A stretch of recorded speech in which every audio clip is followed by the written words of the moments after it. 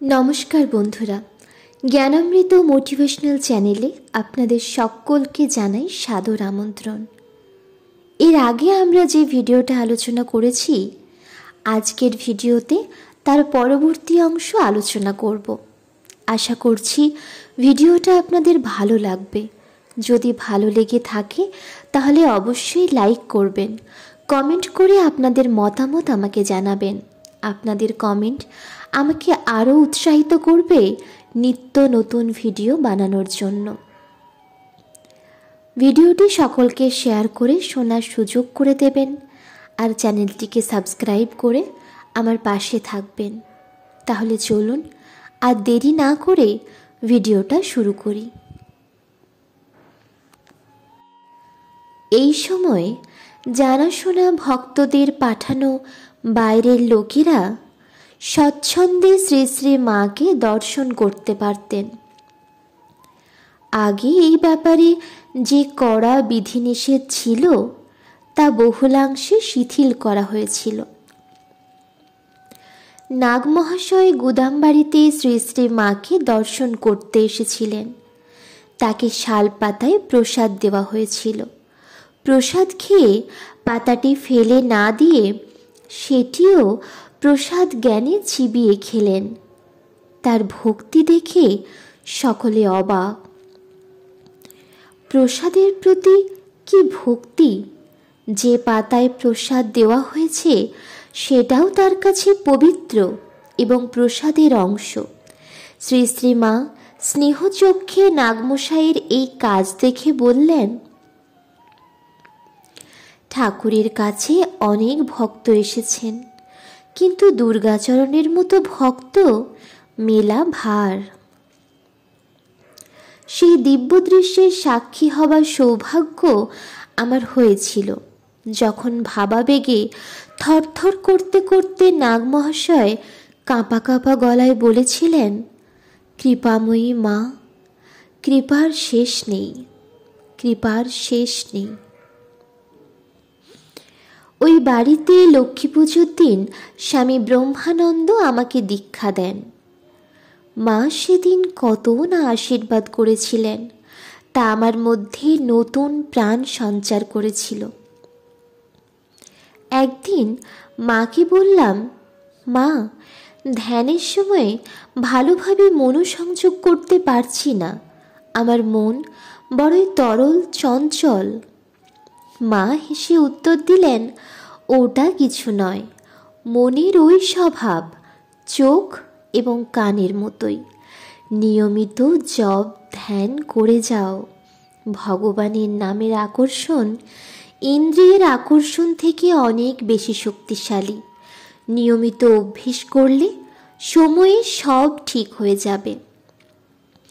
সর্বক্ষণ ঠাকুরের কথা ভাববে, ঠাকুরের কথা চিন্তা করবে।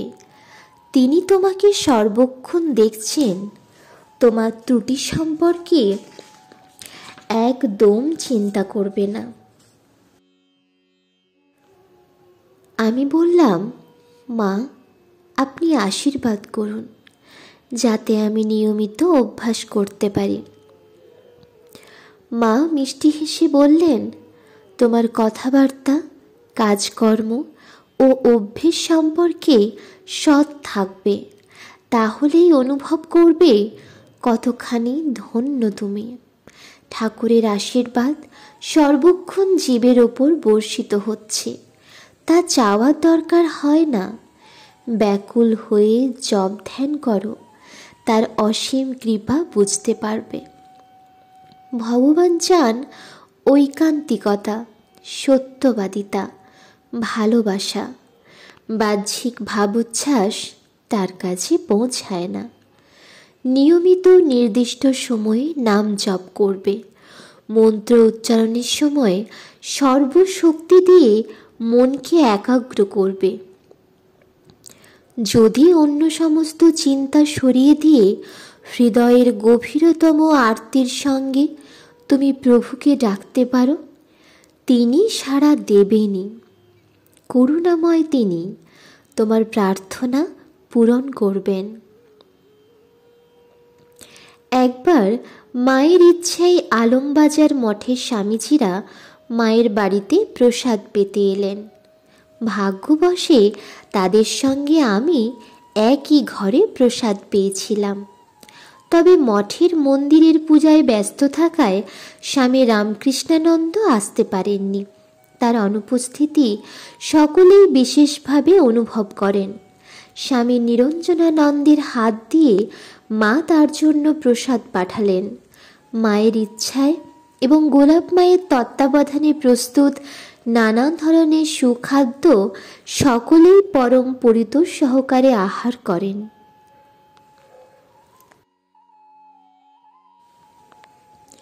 বিখ্যাত নট ও নাট্যকার শ্রী রামকৃষ্ণের গৃহী ভক্ত গিরিশচন্দ্র ঘোষ ওখানে মাঝে মাঝে আসতেন। স্বামী যোগানন্দ এবং স্বামী ব্রহ্মানন্দের সঙ্গে কথাবার্তা বলতে। ঠাকুর ও মায়ের প্রতি গভীর ভক্তি, ওনাদের ঈশ্বরত্ব এবং সীমাহীন করুণা সম্বন্ধে দৃঢ় বিশ্বাস গিরিশচন্দ্রের উক্তিতে এমনভাবে প্রকাশ পেত যে সেখানে উপস্থিত মানুষেরা অপূর্ব উদ্দীপনা বোধ করতেন।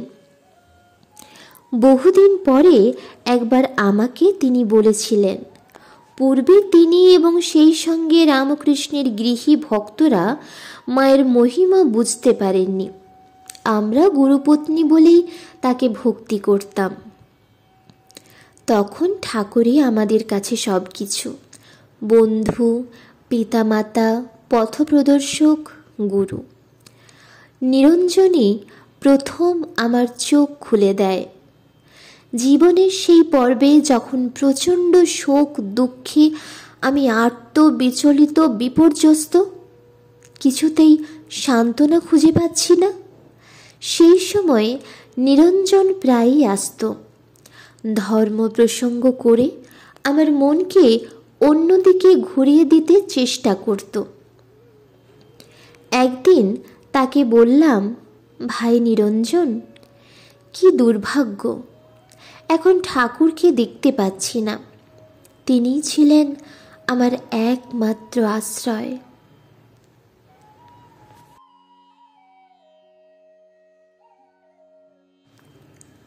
নিরঞ্জন বাধা দিয়ে বলল, সে কি, মা তো আছেন। ঠাকুর আর মায়ের মধ্যে তফাৎ কোথায়? লক্ষ্মী ছাড়া নারায়ণকে ভাবতে পারেন? পার্বতী ছাড়া শিবকে? সীতাহীন রামকে? কিংবা রাধা বা রুক্মিণীকে বাদ দিয়ে কৃষ্ণকে? আমি চমকে গেলাম। কি বলছো? ঠাকুর এবং মা এক, অভিন্ন? নিরঞ্জন উত্তরে বলল, বেশ, আপনি তো মনে করেন শ্রী রামকৃষ্ণ অবতার। আপনি কি ভাবেন তিনি একজন সাধারণ নারীকে তার লীলা সঙ্গিনী হিসাবে বেছে নিয়েছিলেন? ঠাকুরের কথাগুলো অবশ্যই স্মরণে রাখবেন। ব্রহ্ম এবং শক্তি এক ও অভিন্ন, যদিও দুই রূপে আমাদের কাছে তারা প্রকাশিত। মা স্বয়ং শক্তি, পূর্ণ ব্রহ্ম শ্রী রামকৃষ্ণের শক্তি। নিরঞ্জনের এই কথা শুনে আমার চোখ খুলে গেল। মুহূর্তে মাতা ঠাকুরানীর মধ্যে জগৎমাতাকে অনুভব করলাম। তিনি জীবের উদ্ধারের জন্য আবির্ভূতা। শ্রী শ্রী মাকে দেখার জন্য তৎক্ষণাৎ জয়রামবাটি যাবার একান্ত তাগিদ মনে অনুভব করলাম। মাকে দেখবই, যিনি এই মহা দুঃখের দিনে আমার চোখের জল মুছিয়ে দিতে পারেন, আমার শোক দূর করতে পারেন। নিরঞ্জন এই মনোভাবে সায় দিয়ে আমার সঙ্গী হতে চাইলেন, কিন্তু বলরাম বসু প্রবলভাবে আপত্তি জানালেন। আমি আমার পার্থিব দুঃখ কষ্টের দ্বারা শ্রী শ্রী মাকে উৎপীড়িত করি, তা তিনি কোনো মতেই চান না। সেই সময় স্বামী বিবেকানন্দ কলকাতার বাইরে ছিলেন। নিরঞ্জন তাকে পুরো ব্যাপারটা লিখে পরামর্শ চাইলেন।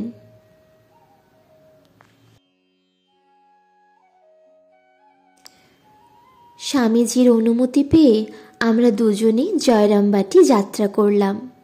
প্রথম কামারপুকুর যাওয়ার আনন্দ আমি ভাষায় প্রকাশ করতে পারবো না। যে কুটিরেই শ্রী রামকৃষ্ণ ভূমিষ্ঠ হয়েছিলেন সেটিকে মনে হয়েছিল ঋষির পবিত্র তপবন। তার নির্মল দৃশ্য ও পরিবেশ প্রাণ মন কেড়ে নিয়েছিল। তারপর গেলাম জয়রামবাটি।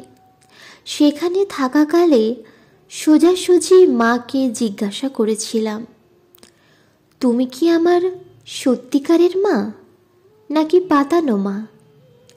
মা বলেছিলেন, আমি তোমার সত্যিকারের মা।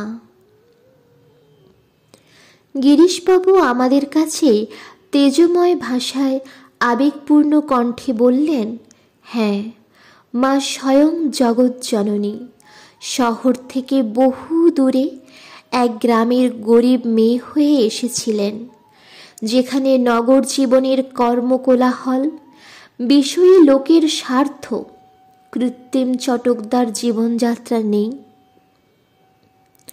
আমি মায়ের কাছে কোনো কিছুই প্রার্থনা করিনি, কিন্তু যখনই আমি মায়ের কাছে গেলাম আমার সমস্ত দুঃখ কষ্ট এক মুহূর্তে চলে গেল।